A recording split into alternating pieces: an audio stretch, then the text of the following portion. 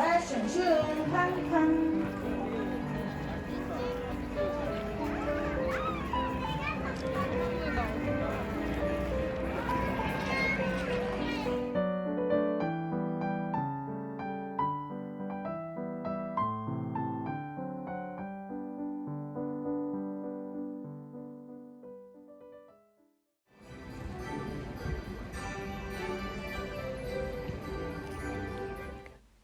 이웃집 백만장자, 변하지 않는 부의법칙.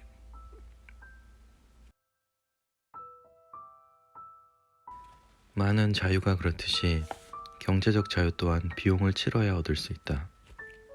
경제적 자유를 얻고 유지하려면 절제와 노력이 필요하다.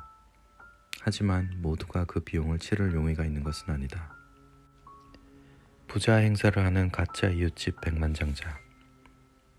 우리 연구에 따르면 경제적 성공의 길은 파이어족이 예시하듯이 인생과 돈에 대해 다른 사고를 하기를 요구한다.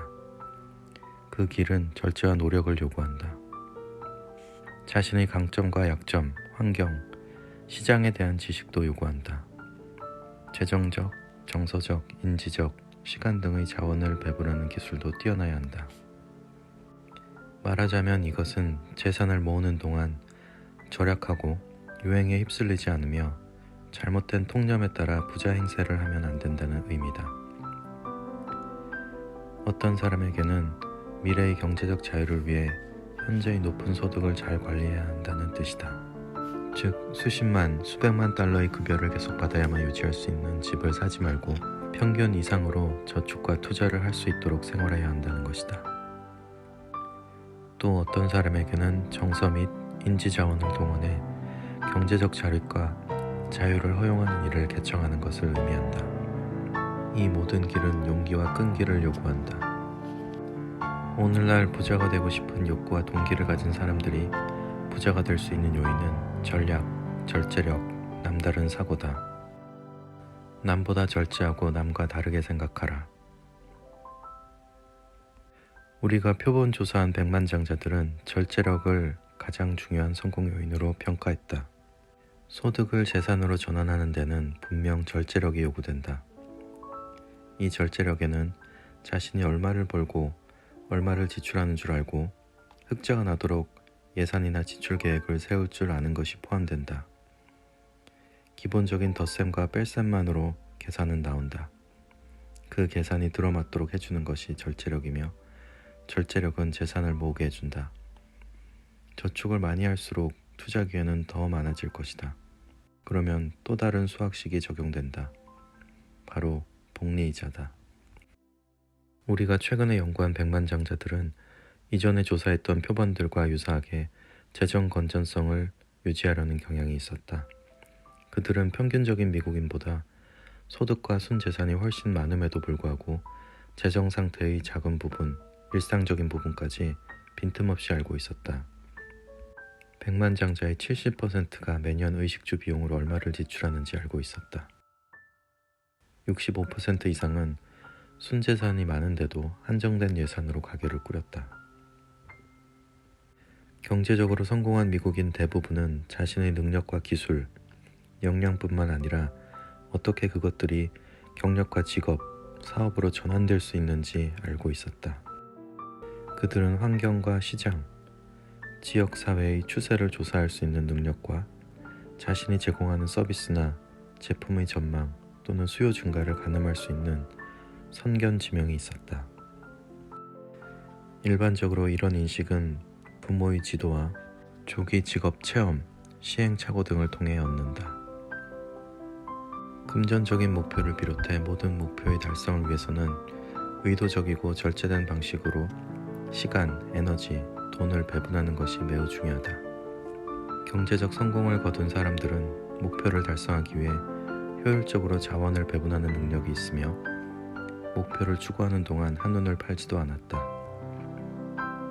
이웃집 백만장자들은 여전히 재산 축적이나 건강과 웰빙의 증진에 도움이 되는 활동에 시간을 쓴다. 백만장자들은 평균적인 미국인보다 비디오 게임을 하는 시간은 절반밖에 안 되며 운동과 독서 취미에 쓰는 시간은 2배에 이른다. 많은 사람이 정부 보조나 지원금, 엄청난 행운 없이는 아무것도 스스로 할 수 없다고 말하는 세상에서 당신은 한 가닥 희망을 품고 이 책을 읽었으면 한다. 그러려면 무엇이 필요할까? 자기 성찰이 필요하다. 더 중요하게는 부와 관련된 태도와 행동에 다음과 같은 중대한 변화가 있어야 한다. 경제적 성공을 이룬 사람들에 대한 비난을 중지하고 자신의 독특한 배경과 재능을 바탕으로 성공할 방법을 검토해야 한다. 부모나 양육자의 실수를 답습할 필요가 없음을 인식해야 한다. 주변 사람들이 당신의 재정적 행동에 얼마나 영향을 미치고 있는지 인지하고 그런 영향을 계속 허용할지 말지 의식적인 결정을 내릴 필요가 있다. 집과 차 같은 주요 구매부터 작은 물건의 구매까지 자신의 소비 행동을 습고해야만 한다. 당신과 당신의 가정이 어디에 자리 잡는가는 다른 중요한 재정적 결정에 상당한 영향을 미칠 것이다. 그런 구매 결정들이 전반적인 재정적 목표에 도움이 되는지, 화려한 갑부들이나 부유한 척하는 사람들을 모방하려는 건 아닌지 판단해야만 한다. 재정적 문제와 관련해 자신의 강점과 약점에 대한 평가가 필요하다. 재정적 결정에 더 집중하고 확신하며 더욱 검소해지기 같은 재무 관련 목표를 자기 개발 목표에 추가해야 한다. 부를 쌓으려면 스스로 수입을 창출해야 하므로 일이 자신에게 어떤 의미가 있는지 성찰해야 한다. 일주일에 40시간 이상 일해주고 소득을 얻고 싶은지, 수입의 기복을 각오하고 자기 사업을 할 수 있을지 생각해봐야 한다.